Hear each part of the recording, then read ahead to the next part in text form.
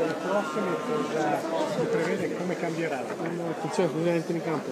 La banca dovrà cambiare parecchio perché è nato un profondo cambiamento nelle nostre economie che diventano sempre più globali, le nostre aziende, ma anche nei bisogni dei singoli clienti, quindi molti investimenti tecnologici, molta formazione sul personale, molta attenzione alla internazionalizzazione. Dovremmo anche noi ripensare qual è la nostra presenza complessiva, dobbiamo essere vicino che saranno anni intensi nei prossimi tempi.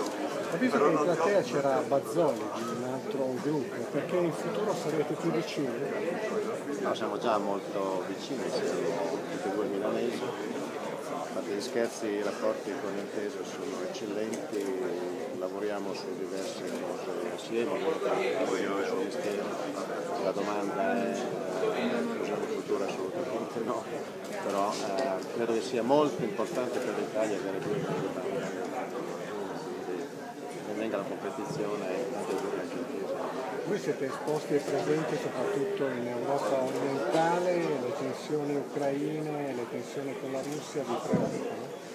Seguiamo con molta attenzione perché preoccupano noi come penso debbano preoccupare tutti, perché l'effetto politico è di una grossa instabilità, ma anche l'effetto sull'economia europea è negativo, quindi vediamo come una soluzione abbastanza rapida di queste situazioni.